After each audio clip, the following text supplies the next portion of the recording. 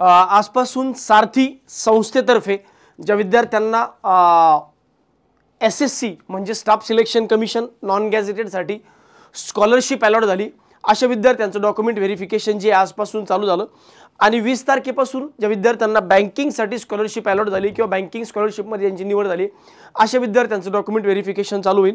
ग्रुपवर खूप विद्यार्थ्यांची चर्चा चालू होते की सर याबद्दल व्हिडिओ बनवा। मधल्या काळात मला वाटलं की ॲडजस्ट होऊन जातील, पण क्युरीज आहेत विद्यार्थ्यांच्या, तर हा व्हिडिओ शेवटपर्यंत बघा। महत्त्वाची माहिती आहे, काय तुम्ही एकदा पुण्याला गेला डॉक्युमेंट व्हेरिफिकेशनला आणि वापस यायची गरज पडली तर ते खूप प्रॉब्लेमॅटिक सिच्युएशन क्रिएट होईल। जाण्या येण्याचा खर्च असेल किंवा अशा परिस्थितीमध्ये जर सिलेक्शन नाही झालं तर एवढं केलेली प्रोसेस पूर्ण वाया जाईल। त्यामुळे व्हिडिओ शेवटपर्यंत बघा, माहिती तुमच्यासाठी महत्त्वाची आहे। तुम्ही लोकांनी डिमांड केली म्हणून मी हा व्हिडिओ बनवतोय आणि शेवटपर्यंत इत्यंभूत माहिती देतो। फक्त शक्य झाल्यास माहिती नोट डाऊन करून ठेवा आणि काही अडचण आली तर मला पर्सनली मेसेज वगैरे करू शकता किंवा ग्रुपवर टाका, आपण जो बनवलेला ग्रुप आहे त्या ग्रुपवर टाका। त्याच्यामध्ये हा बँकिंगचा ॲप्लिकेशन फॉर्म आहे किंवा बँकिंगची इन्फॉर्मेशनवाला हा PDF आहे। अजून एक PDF जी SSC वाली पण आहे, पण मी बँकिंगवाली घेतली। दोन्हीमध्ये फक्त एकच फरक आहे की तिथं SSC लिहिली तर बँकिंग लिहिलं आहे। आता तुमचं जे डॉक्युमेंट व्हेरिफिकेशन आहे 20 तारखेपासून चालू होणार आहे आणि SSCचं 15 पासून म्हणजे आजपासून स्टार्ट झालं आहे। त्याच्यासाठी जाताना तुम्हाला या ॲड्रेसवर जायचं आहे, new office building, auditorium of Chhatrapati Shahu Maharaj research training and human development institute Sarthi Pune, main office, city survey number 173 something. Actually हा बस स्टँडपासून फार दूरचा अंतर नाही आहे। तुम्ही शिवाजीनगर रेल्वे स्टेशनपासून जर गेलात तर मला वाटतं 20-30 रुपयात तुम्हाला ऑटोवाला कोणी पण सोडून देईल, जवळच आहे तिथपासून पुढे। आता एक मधल्या काळामध्ये एक दोन मला वाटतं बऱ्याच जणांचे मेसेज झाले, 8-10 लोकांचे फोन येऊन गेल्यासाठी की सर आमची 27ला एक NICL असिस्टंटची एक्झाम आहे प्रीची आणि त्याच दिवशी DV आला तर आम्हाला एक्सटेंड करून मिळेल का? त्यानंतर काही लोकांचे TMBचे तामिळनाडू मर्कंटाईल बँकेचे इंटरव्ह्यू येतील तर आम्हाला डेट एक्सटेंड करून मिळेल का? मी स्पष्ट सांगितलं की नाही, मला नाही वाटत सारथीवर डेट एक्सटेंड करून देतील। काल कोणतरी आलो, त्यांच्या घरचं कोणाच तरी लग्न होतं, बँगलोरला कोणाच तरी कार्यक्रम होता, फॅमिली फंक्शन, तर आम्हाला डेट एक्सटेंड करून देतील। तर मला वाटत नाही सारथीवर डेट एक्सटेंड करून देतील आणि त्यांनी तसं लिहिलं पण आहे, कागदपत्रे पडताळणीसाठी कोणतीही वाढीव मुदत दिवस वेळ दिली जाणार नाही, त्यामुळे दिलेल्या दिवशी व वेळेत उपस्थित राहावे। मी असं म्हणू शकतो की त्या दिवशी संध्याकाळपर्यंत ॲडजस्ट करा। समजा तुमचं सकाळी आहे डॉक्युमेंट व्हेरिफिकेशन, संध्याकाळपर्यंत ॲटलिस्ट येण्याचा प्रयत्न करा, तेवढं ॲडव्हान्टेज मिळू शकतं। पण अदरवाईज हे पण कन्सिडर करून चालू नका। मी म्हणतोय दिल्ल्या वेळेत आणि दिल्ल्या डेटमध्येच या, उगेरीच घेत बसू नका, ठीक आहे। आता हे तुम्हाला शेड्यूल माहीत झालं असेल की 1 पासून 140 नंबरवाल्यांना सकाळी 10 वाजता आहे, 20 तारखेला 141 ते 280 वाल्यांना 2 वाजता, असं एक दिवसभराचं शेड्यूल यांनी दिले। 21 पासून तो ऑलमोस्ट ही डेट आहे 24 पर्यंत, 20 ते 24 पर्यंतचे डॉक्युमेंट व्हेरिफिकेशन आहे, 30 पर्यंत। तर या पद्धतीने 30 का 29 हा 29 pending candidates from waiting list will be called if any vacancies left after filling merit list candidates. आता काही लोकांचं ॲक्च्युली वेटिंगमध्ये झालं आहे, तर वेटिंगवाल्यांना डॉक्युमेंट व्हेरिफिकेशनचा ईमेल नाही आला, तर यांचं म्हणणं आहे की डॉक्युमेंट व्हेरिफिकेशन जेव्हा या लोकांचं होईल 2000 लोकांचं, तर 2000 लोकांपैकी जर जागा रिकाम्या राहिल्या तर अशा लोकांना तुम्हाला बोलवण्यात येईल। पण सध्या मी म्हणतोय की ऑलमोस्ट सगळ्यांना बोलवण्यात येईल ज्यांना डॉक्युमेंट ज्यांना वेटिंगला आहे, कारण माझ्याच ओळखीचे असे खूप लोक आहेत ज्यांचं ऑलरेडी सिलेक्शन झालं आहे कुठं ना कुठं, असे खूप लोक आहेत जे जॉईनच करणार नाही आहेत, असे खूप लोक आहेत ज्यांना स्वतः पण इंटरेस्ट नाही, म्हणजे असे काही विद्यार्थी आहेत। त्यामुळं डेफिनेटली वेटिंगवाल्यांचं फायनल सिलेक्शन होईल। जर तुम्हाला मेल आला असेल तर चांगली गोष्ट आहे, 200 वाल्यापर्यंतच्या लोकांना। जर 200च्या पुढे तुमचा नंबर असेल तुम्हाला ईमेल येईल, कन्फर्म, टेन्शन घेऊ नका। बरं, आता ही फाईल तयार करून द्यायची आहे तुम्हाला। विद्यार्थ्यांनी गाईडलाईन नीट वाचून फाईल तयार करून दिलेल्या वेळेत हजर राहणे। फाईल कशा पद्धतीने तयार करायची याबद्दल आपण बोलूया। यात म्हणताना म्हणले the candidate must bring along necessary documents as enlisted in the point D. Student must bring all copies of mandatory documents, original documents for a cross check. Take care of original documents during verification process.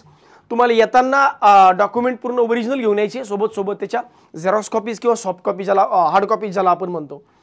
बघा, प्रत्येक याच्यावर एक note दिली आहे, वेळ वाढून दिली जाणार नाही, प्रत्येक पेजवर सगळ्यात शेवटी हे तुम्हाला दिले। आता याच्यामध्ये कुठले डॉक्युमेंट्स देणं कंपल्सरी आहे, बाकी हे सगळं तुम्हाला माहितीच आहे। कुठले डॉक्युमेंट देणं कंपल्सरी आहे किंवा कुठले डॉक्युमेंट घेऊन जायचे या ठिकाणी तुम्हाला या 14 वेगवेगळ्या संस्था आहेत, या 14 पैकी कुठल्याही एक संस्थेला तुम्हाला तुमचं जे प्रेफरन्स आहे हा द्यायचं आहे, प्रेफरन्स द्यायचं आहे। यापैकी एका संस्थेलाच तुम्ही प्रेफरन्स देऊ शकता।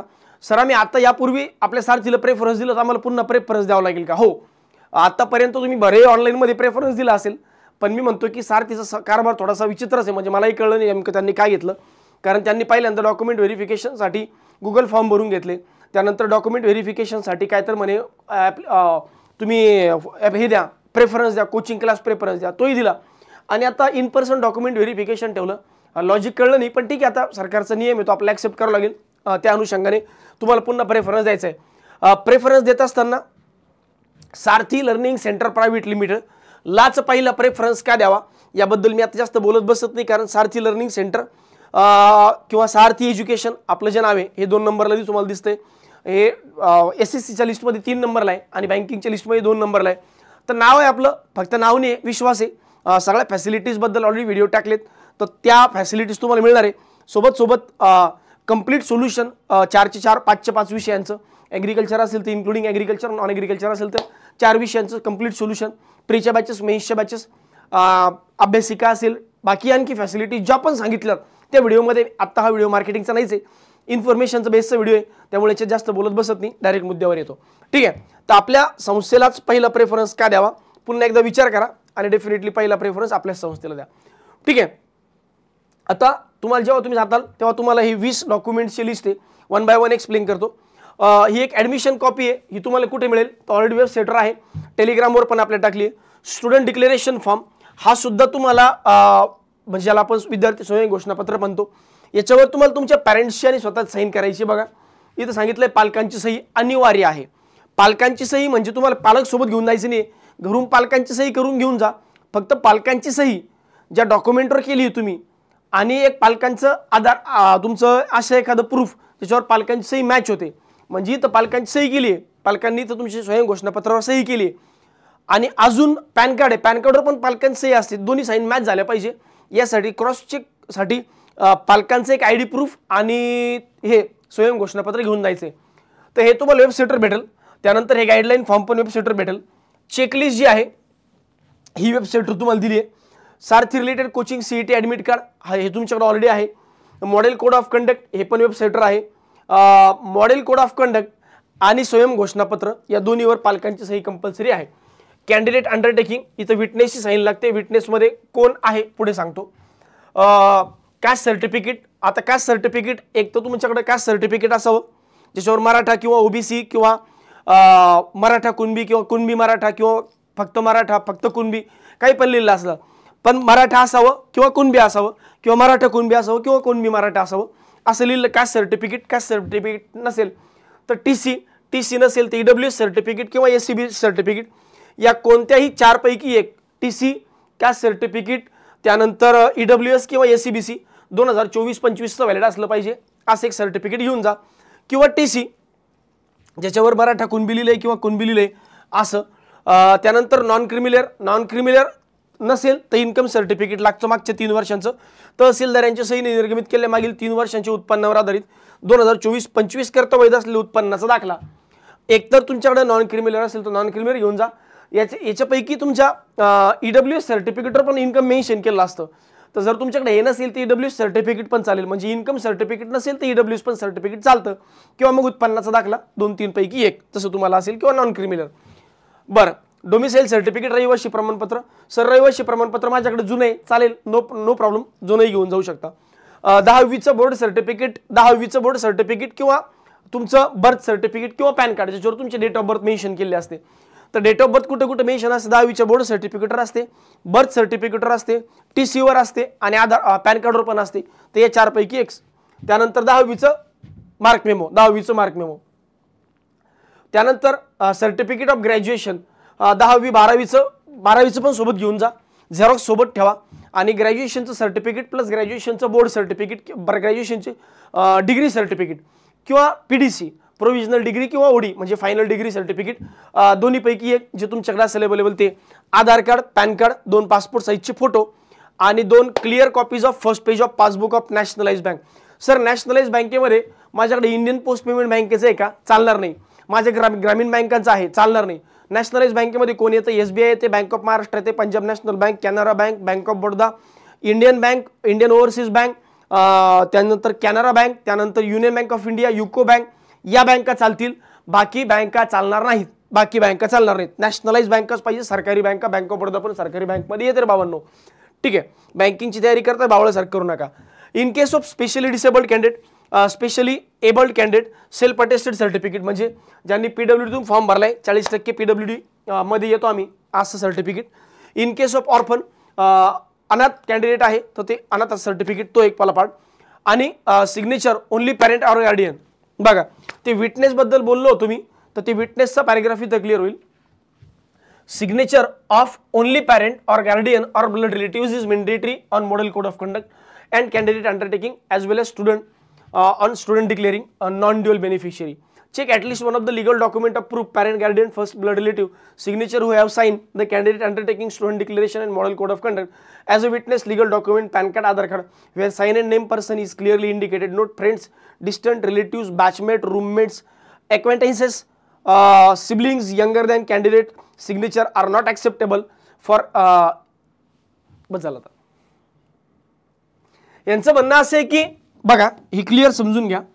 जे मॉडेल कोड ऑफ कंडक्ट आहे, कॅन्डिडेट अंडरटेकिंग आहे आणि स्टुडंट डिक्लेरेशन आहे, यावर तुमच्या सही लागते. कुणाची? एक ताई वडील किंवा तुमचे पालक, काका काकू, काका काकू, मामा मामी जे पण असतील ते, किंवा blood relative, first blood relative. आता नॉर्मली काय असतं की ऑर्फन कॅन्डिडेट असेल तर मामा मामी चालतं, कारण पालकत्व कोणी स्वीकारलं याच्यावर डिपेंड करतं.